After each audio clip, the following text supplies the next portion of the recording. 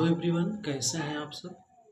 हम आशा करते हैं आप अच्छे होंगे, मस्त होंगे, स्वस्थ होंगे, आपकी पढ़ाई भी अच्छी चल रही होगी। आज हम लेके आए हैं एक सेशन क्योटो प्रोटोकॉल। तो क्योटो प्रोटोकॉल के बारे में आज हम चर्चा करेंगे। ये क्या है, कब लागू हुआ, कब अपनाया गया, इसमें कौन कौन सी गैसें शामिल हैं, इसमें क्या प्रावधान किए गए हैं और इसमें भारत ने कब अपनी हिस्सेदारी ली, भारत ने कब हस्ताक्षर किए। तो चलिए शुरू करते हैं आज का session. Kyoto protocol. Kyoto protocol क्या है? यह जलवायु परिवर्तन से निपटने के लिए एक महत्वपूर्ण अंतर्राष्ट्रीय संधि है जो 11 दिसंबर 1997 को लाया गया। जापान के क्योटो शहर में एक सम्मेलन हुआ। इस सम्मेलन के माध्यम से क्योटो प्रोटोकॉल को लाया गया। जलवायु परिवर्तन से निपटने के लिए, ग्रीन हाउस गैसों के उत्सर्जन को रोकने के लिए या कम करने के लिए। और इसे अपनाया कब गया? इसे अपनाया गया 16 फरवरी 2005 को। तो चलिए देखते हैं। जलवायु परिवर्तन से निपटने के लिए महत्वपूर्ण अंतर्राष्ट्रीय संधि कब अपनाया गया? 11 दिसंबर 1997। कब लागू हुआ? 16 फरवरी 2005 को। क्योटो प्रोटोकॉल UNFCCC जो एक संस्था है, इसके अंतर्गत कार्य करता है, जो कि जलवायु परिवर्तन के अंतर्गत उससे मामले को देखती है। और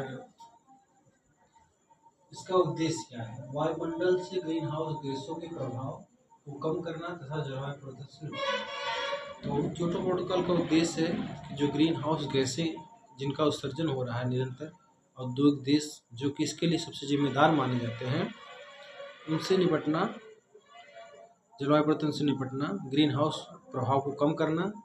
और यह औद्योगिक देशों पर कानूनी रूप से बाध्यकारी भी है।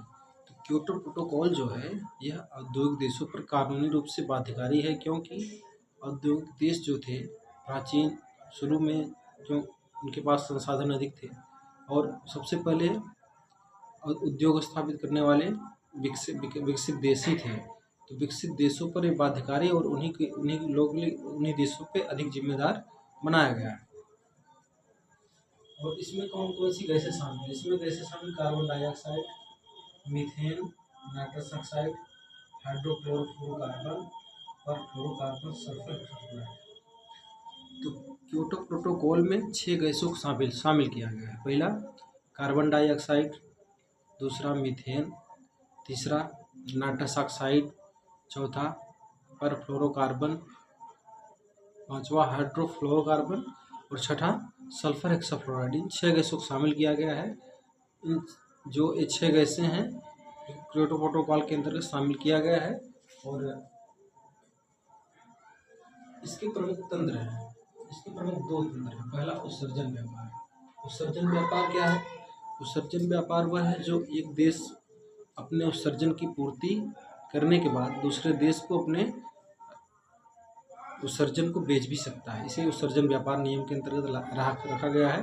दूसरा है CDM, जिसे कहते हैं स्वच्छ विकास तंत्र। यह इसमें क्या है? स्वच्छ विकास तंत्र में क्या है, जो कि एग्जाम में पूछा भी जाता है। यह विकसित देश जो है, विकासशील देशों में जो उनकी परियोजनाएं चल रही हैं उसमें निवेश करके क्रेडिट प्राप्त कर सकते हैं। CDM का क्या कार्य है? जो विकसित देश हैं, विकासशील देशों में चल रही परियोजनाओं में निवेश करके उसमें क्रेडिट भी प्राप्त कर सकते हैं। आगे, सबसे ज़्यादा ग्रीन हाउस गैस के लिए जिम्मेदार विकसित देशों को माना गया है। तो हम पहले भी बता चुके हैं, सबसे ज़्यादा जिम्मेदार विकसित देशों को ही माना गया है ग्रीन हाउस गैसों के उत्सर्जन में। क्योटो प्रोटोकॉल की समय सीमा क्या है? पहला चरण 2008 से 2012 औद्योगिक देशों को उत्सर्जन 1990 के दशक से 5% कम करना है। तो क्योटो प्रोटोकॉल में पहला चरण जो था वो 2008 से लेकर 2012 तक था।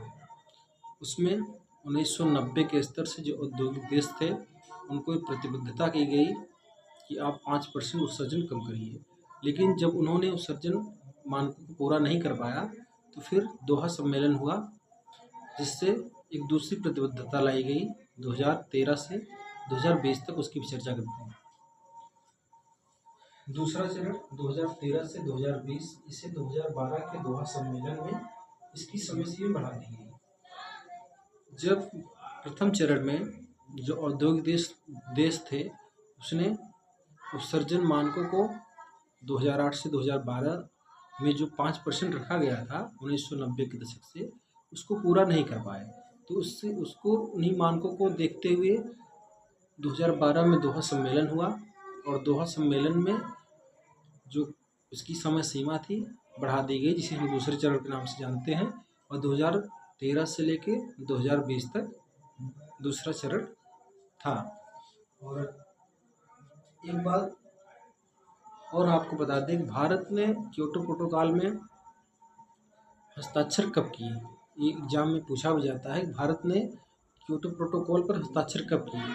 तो भारत ने 2002 में क्योटो प्रोटोकॉल पर हस्ताक्षर किए, और पूरी रूप से स्वीकार कब किया? 2005 में। भारत ने क्योटो प्रोटोकॉल पर हस्ताक्षर 2002 में किया, और पूरी तरह से स्वीकार 2005 में किया। तो ये रहा क्योटो प्रोटोकॉल, आप इसको देख लीजिए। अगर हमारा वीडियो आपको अच्छा लगे तो लाइक करिए, शेयर करिए, सब्सक्राइब करिए। धन्यवाद।